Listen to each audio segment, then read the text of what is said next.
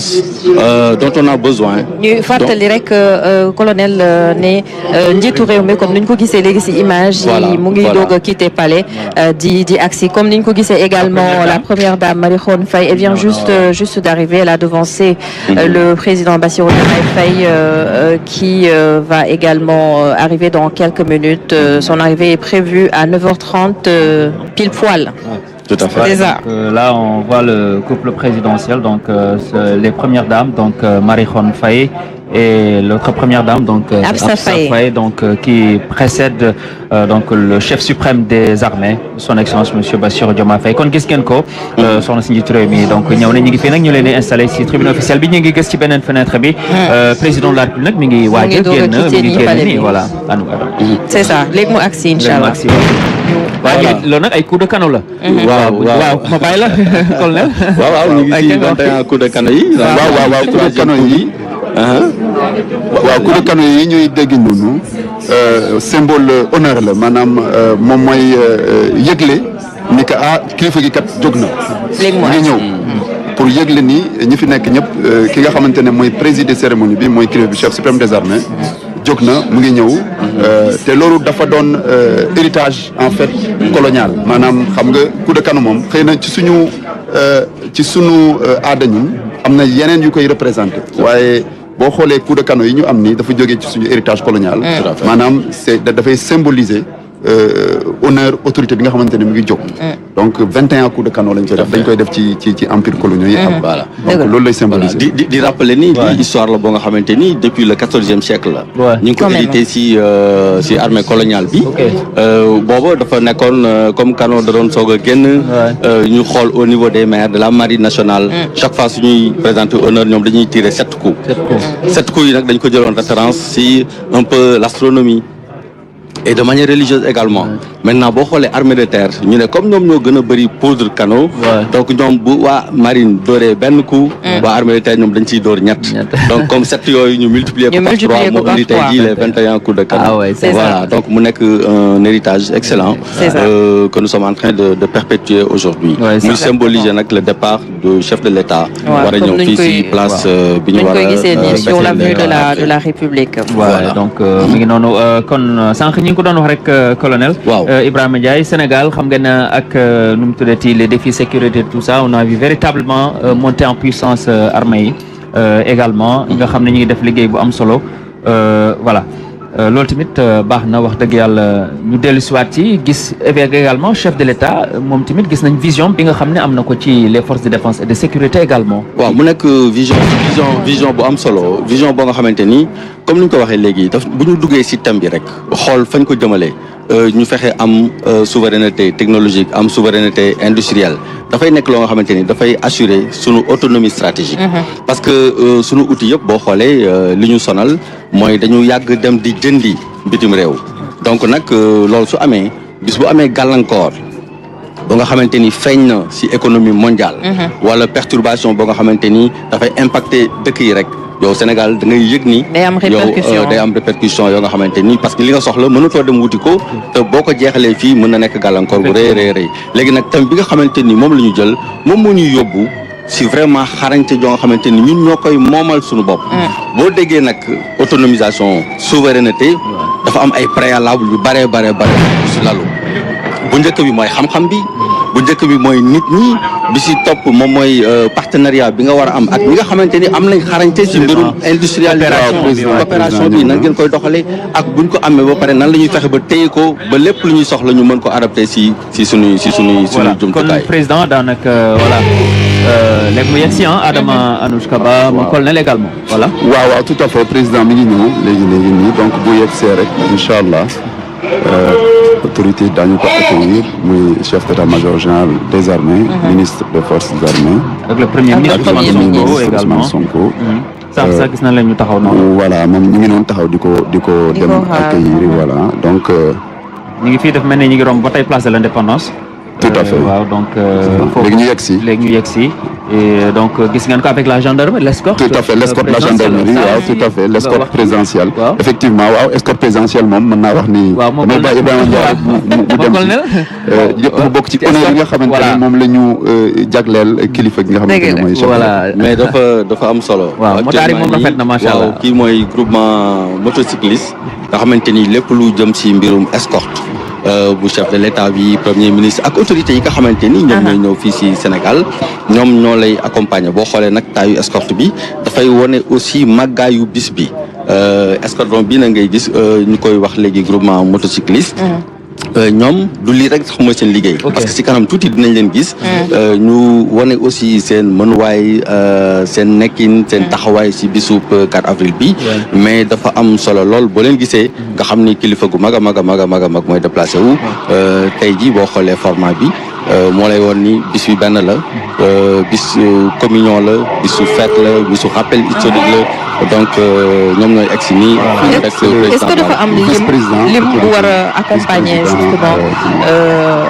convoi njiitu réew mi. waaw dafa am taille ça dépend si bu fekkente ni président mooy génn ñi war a ànd ak ñoom ñoo gën a bari comme ni nga ko gisee ni tey. du bokk ak bu premier ministre ñëw ak président assemblée en fonction de autorités yi nga xamante ni ñoom ñooy ñëw donc da ngay gis si la ñuy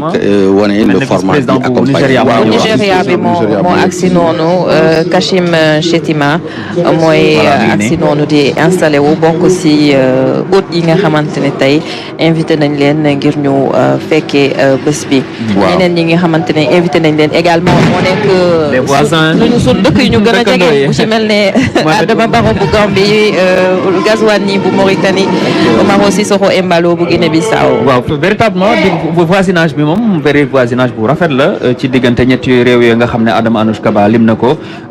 wax dëgg yàlla président jëmmal ko tamit véritablement. Embalo mooy ñëw nii son excellence Umaro Sissoco Embalo donc mi ngi nii di ñëw mon colonel Ibrahima Sow voilà. waaw tout à fait donc li moom dafay wane sunu diplomatie sénégalaise muy diplomatie de voisinage. d'abord bi nga xamante ni depuis le début dès l'arrivée des autorités dañ ko feddali parce que dafa doon tradition diplomatique Sénégal donc ñun aussi ci wàllu coopération militaire dañoo am ay jëflante yu am solo yu ñu def ak réew yooyu muy Guinée-Bissau dégg nga maam muy Mauritanie dégg nga ak Gambie yi nga xamante ni ñoo ñu wër ci wàllu sécurité ñu def ak ñoom ay activités yu bëri ay patrouilles conjointes di aar suñu frontière ensemble donc seen teewaay fii dafay gën a dëgëral rek coopération boobu nga xam ne am nañ ko. kii di vice-président bu Nigéria nag muy représenter le président de la République fédérale du Nigéria kooku aussi dafa am solo ndax boo xoolee Nigéria quand même ci Afrique de l'Ouest dafa doon réew moo xamante ne vraiment Umaro Sissoco Embalo mooy ñëw noonu. son excellence Umaro Sissoco Embalo donc président de la République de Guinée-Bissau qui fait son entrée ici à la tribune officielle avec toute la tribune qui se lève pour une tribune déjà pleine parce que on peut dire que l'essentiel des invités est déjà là. Il ne manque plus que le chef suprême des armées, le président Bassirou Diomaye Faye, qui est actuellement sur la corniche ouest de Dakar. Ça ne va plus tarder, cher. Absolument, ça ne va plus tarder. Voilà, le président de la République de Guinée-Bissau, son excellence Umaro Sissoco Embalo, installé donc à la tribune officielle. On le disait, cette diplomatie de voisinage a été les points forts d'ailleurs, surtout juste à l'entame de son gouvernement du président de la République, son excellence M. Bassirou Diomaye Faye. Les premières visites ont été donc rendues à ses voisins en Gambie, donc en Guinée-Bissau et ensuite en Mauritanie pour vous dire que véritablement l'axe qui concerne notamment les relations entre ces différents pays est très solide. Voilà, et voilà le président de la Guinée-Bissau. Et derrière, on voit le gouvernement et les arrivées donc, qui se poursuivent. Jusqu'à présent, donc, on est en train d'attendre le chef de l'État qui est toujours donc en route ici à la place de la Nation, boulevard Mamadou Dia, mon capitaine de vaisseau, mon colonel également. Oui, tout à fait. Merci. Vous vous rappeliez tout à l'heure la diplomatie de voisinage. Effectivement, pour tout ce qui est défense et sécurité, c'est un élément essentiel. Donc, les pays qui sont représentés ici,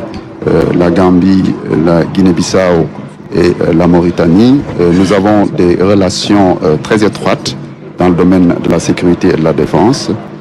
Comme je l'ai rappelé tout à l'heure, nous faisons des activités conjointes pour prendre en compte tous les défis qui sont au niveau de la frontière. Et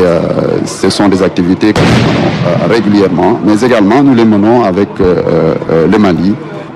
Et je disais également que le vice-président de la République fédérale du Nigeria est là pour représenter le président Bola Tinubu. Le Nigeria, comme vous le savez, c'est quand même une certaine puissance au niveau de la sous-région ouest africaine. Et donc le Sénégal, dans le cadre de la CEDEAO, nous travaillons étroitement dans la communauté. Et donc en matière de défense et de sécurité, il y a beaucoup de défis que nous partageons ensemble. Et ce sont des défis que sur lesquels nous travaillons ensemble dans le cadre de cette communauté-là. Et donc la présence ici est tout à fait justifiée. Voilà, donc le premier motard de la police est là également, suivi donc de la gendarmerie. On le voit, le chef de l'État donc sur le boulevard. Plus que quelques petites minutes. Il n'est plus loin maintenant. Et juste après son arrivée, il va donc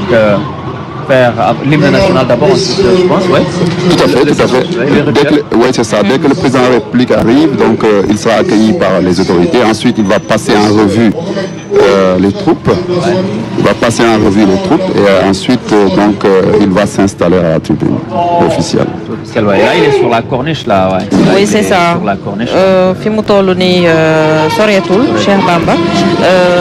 le temps que muy yegsi rek ñu gis njiitu réew yi invité yi ñu ngi agsi Mohamed Ould Ghazouani mooy agsi noonu. nga xamante ne le premier ministre Ousmane Sonko moo ko accueillir dalal ko mu ngi nekk di nuyu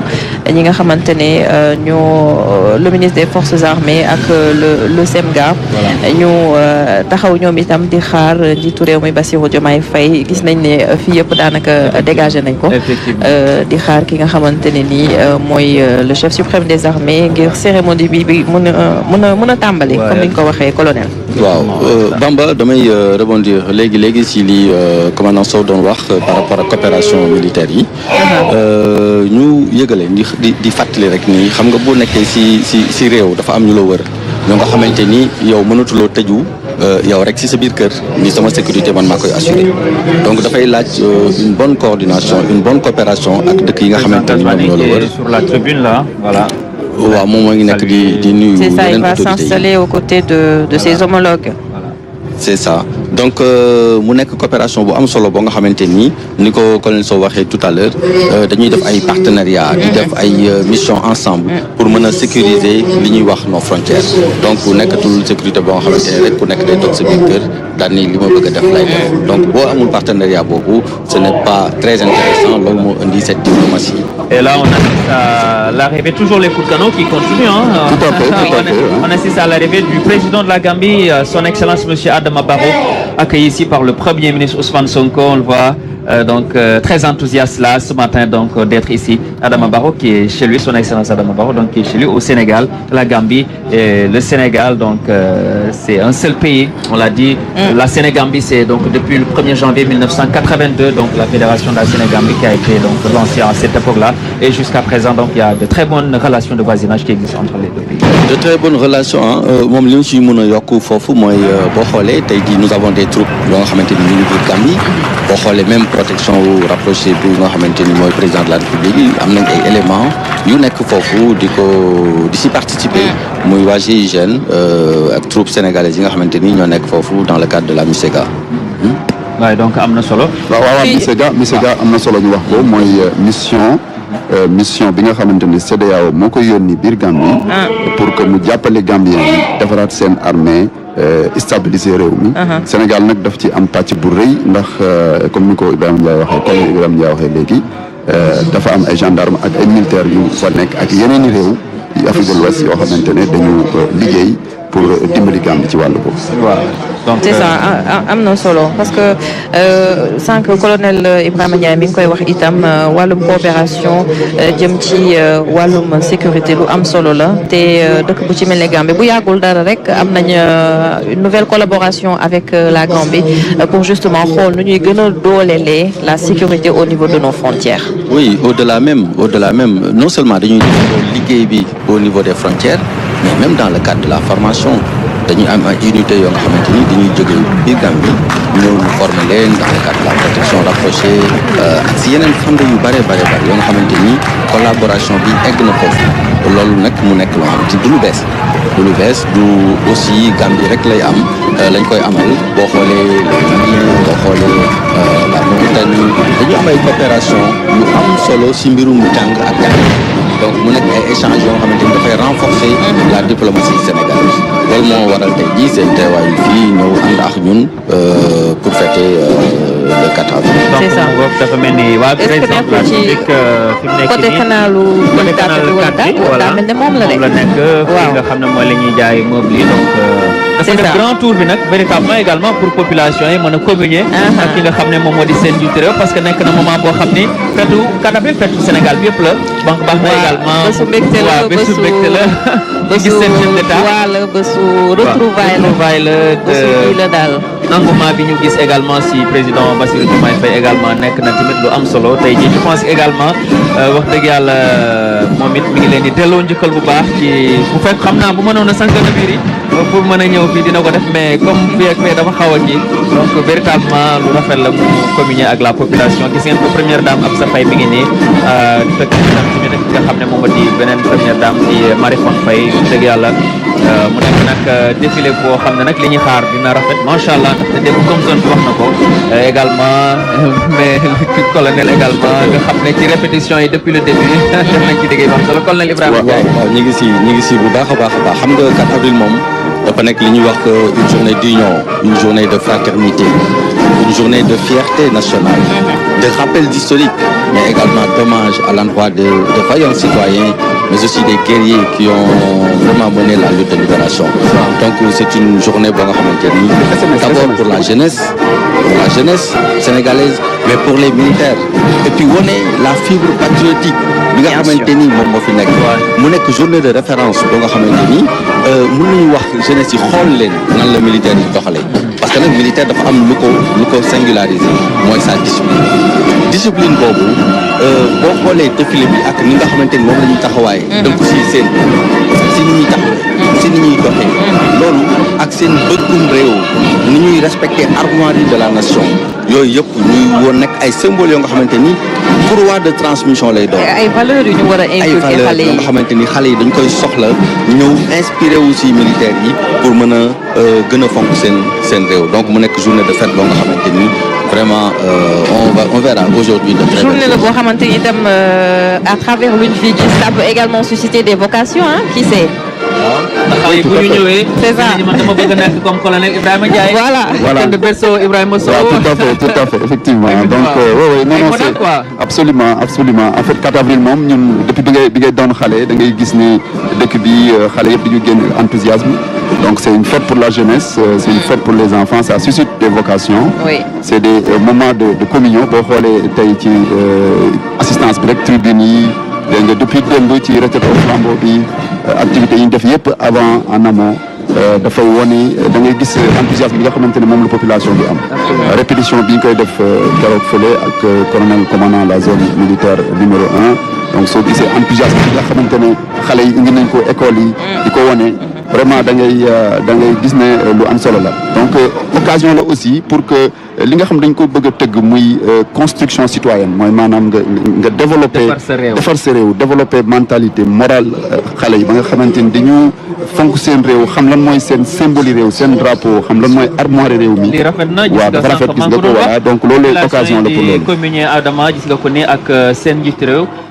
Président de la République son excellence monsieur Bassirou Diomaye Faye sànq maa ngi ko doon wax li delloo njëkkal la façon véritable wax ni wax dëgg yàlla mu nekk njiit réew bu xam ne dafa jege askanam également lu am solo gis nga ko ni saafonte ak gone yi ñoom tamit wax dëgg yàlla ñu gis le chef de l'État gis cortège présidentiel je pense que ne tamit wax dëgg yàlla donc mu nekk ay images yu rafet yoo xam ni yéen a ngi koy vivre fii si seen télévision nationale ndaxte fi bisub indépendance moom bisub ñëpp la góor jigéen mag ak ndaw ñëpp ci am seen wàll li nag wax dëgg yàlla lu rafet la te it ñëpp di ko rafetlu ci ne nga xam ne rek njiitu réew mi doxalee na ko tey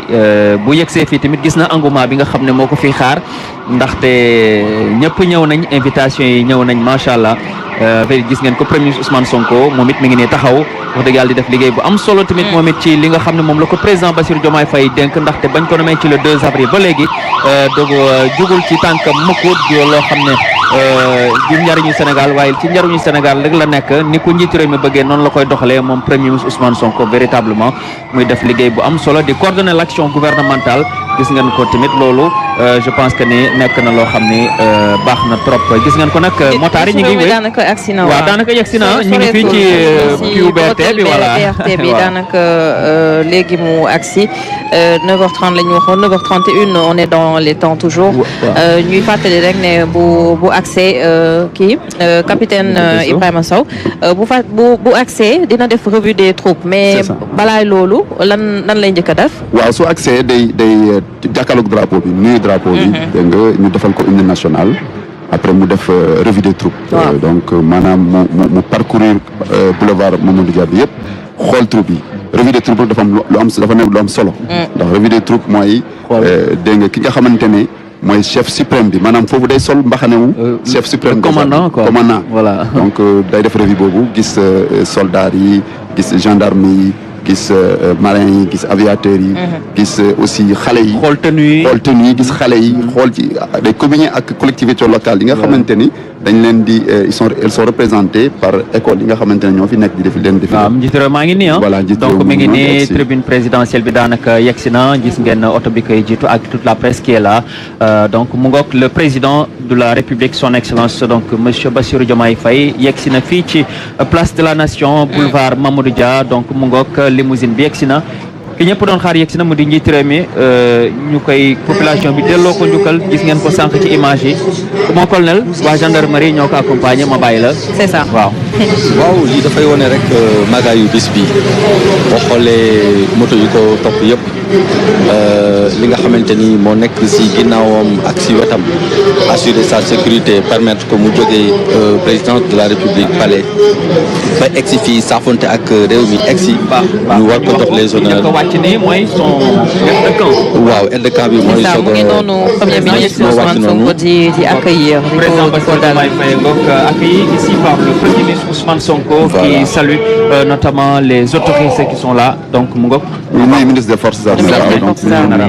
chef d'état-major général des armées Birame Diop général Mbaye Cissé ak général de division Martin Faye donc le commandant de la gendarmerie donc loo boo xoolee dafay jublu nag jëm ci drapeau boobu fii nag moom